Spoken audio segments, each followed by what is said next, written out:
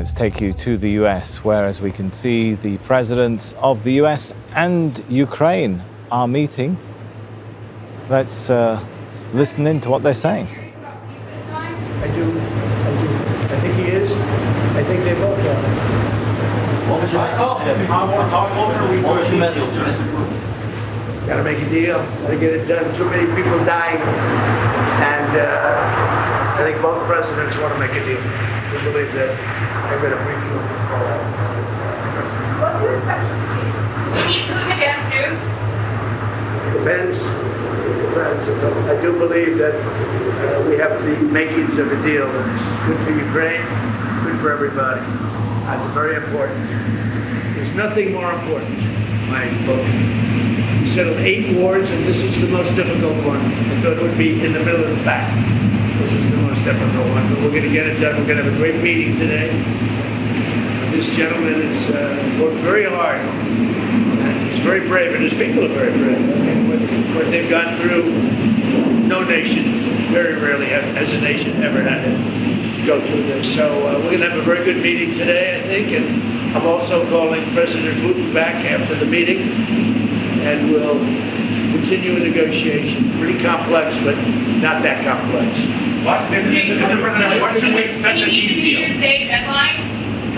I don't have deadlines. You know what my deadline is? Getting the war ended. You don't have deadlines. You agree with that? They prepared to sign security agreement. Well, it depends what the security agreement says. What a dumb question. Nobody even knows what the security agreement is going to say. But there will be a security agreement. It'll be a strong agreement.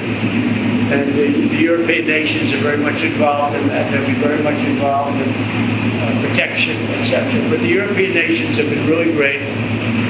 They're very much in line with this meeting and getting a deal done. They're terrific people. I think you can say that. There's nobody there. They all want to get it done, and they've been very supportive, I think. Thank you so much, Mr. President. Thank you for this meeting. Thank you for your invitation. Yes, really, I agree with President. Our teams, they do what they can. And I think that during last month, they moved forward with negotiations, and the Americans take very much for your team, Steve and Jared. And they worked very well, I think. They worked on different documents. I hope that all these documents can bring peace as quick as possible. So, and I agree with the President that we're in the European yes, and the President is in contact with them. Maybe we'll contact with them. We can go today. Yeah, we should go today. What made you want to come in person to meet the President today? Sorry? What made you want to come here to Mar-a-Lago to meet the President today? What? Why? So, yeah, we talk about our teams. They work on 20 points plan. Then they worked on prosperity and security document. And 20 points plan is very important. We have to discuss, and sequencing. Very important. Our teams talked about strategy, how to make step by step and to bring this closer, and we will discuss this strategy. Mr. President, are you giving big territorial concessions? We will speak about 20 points plan.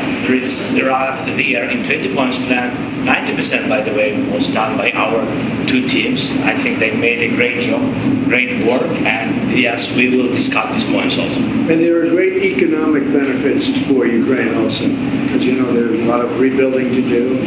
There's a lot of wealth to be had, and they have great wealth. Potentially, they have great wealth. They want to get started.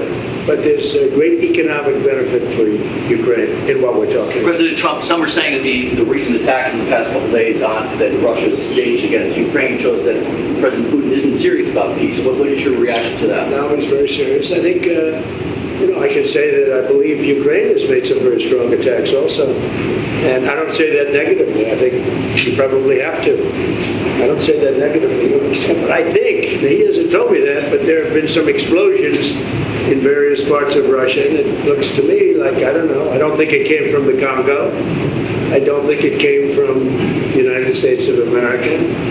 It possibly came from Ukraine, but I haven't asked that question. Maybe I won't bother asking. They're fighting a war. and we'll see what happens. But I believe it's a war that we have two willing parties, we have two willing countries. They want to see it end. Look, the people of Ukraine want it to end, and the people of Russia want it to end, and the two leaders want it to end. Mr. President, some of the economic benefits for Ukraine, Europe is holding some billions in frozen Russian assets. Do you believe that should go to Ukraine to help rebuild or go back to Russia?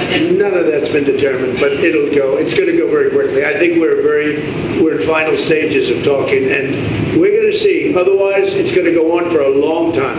It'll either end, or it's going to go on for a long time, and millions of additional people are going to be killed. Millions. And nobody wants that. You said you're expecting to get to any rate today. What? When you say that you think it will either end or go on for a long time, and you say you don't have a deadline. So what are you expecting out of today? I just think we can move very rapidly. I really feel that. We've spoken. I know you had dinner with Steve.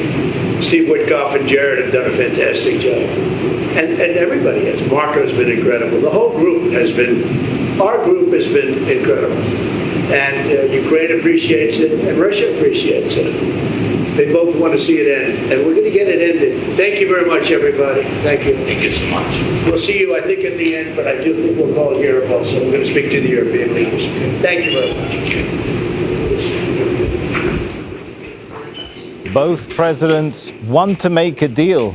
The comments there from US President Donald Trump standing alongside the Ukrainian President Volodymyr Zelenskyy. He's arrived in Florida to meet with the US President, and we just heard those comments before they go in, as we were watching in those live pictures, to sit down and get through the nitty-gritty of going through that 20-point peace plan, come to a common understanding that they hope forms the basis of a peace deal in Ukraine. Donald Trump went on to say a rather positive assessment of the two parties' positions, saying we have two willing parties who want it to end, referring to the war. The people of Ukraine want it to end. Otherwise, it could go on for a long time, he said, and millions of people could get killed. When asked about whether there was a deadline, he said, I don't have deadlines. They all want to get it done.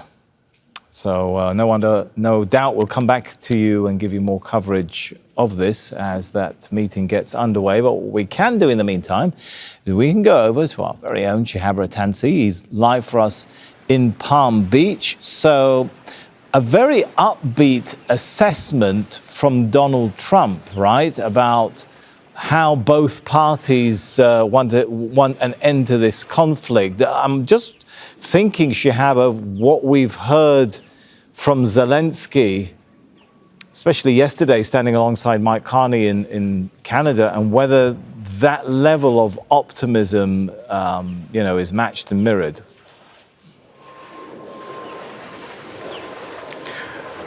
From what we're hearing, the Zelenskyy delegation here have been blindsided yet again by Donald Trump, and according to the Russians, it was at the American instigation, having a call with Vladimir Putin in the hour before Zelenskyy arrived at Mar-a-Lago behind him. So when Donald Trump says, look, I think we can rapidly get to a deal, everyone wants a deal, but what deal? And it's interesting, while Donald Trump is, while we've been waiting for Zelenskyy, the Kremlin has been pumping out its read of the conversation that Trump had with Vladimir Putin. And Putin's foreign policy advisor is saying, is also being very upbeat because they seem to be suggesting that Trump is seeing the conflict once again through their eyes. That, there are lots of economic deals to be made between the US and Russia. It's time to move on, that there's no reason to have any sort of ceasefire because, quote, that will only drag out the conflict and risk the renewal of hostilities. And then it appears that they're talking about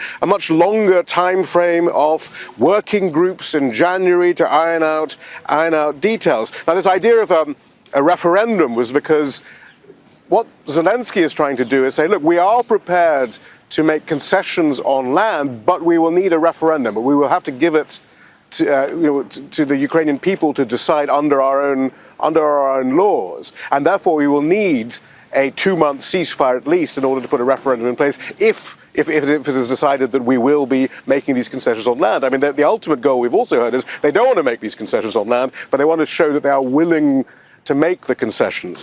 But if Trump and Putin have agreed that no, having a ceasefire in order to have a referendum will just drag the process on. That would suggest that, yeah, I mean, there's talk about concessions and land concessions and you know, Ukraine making these concessions, but not necessarily within the framework that Zelensky is hoping for right now.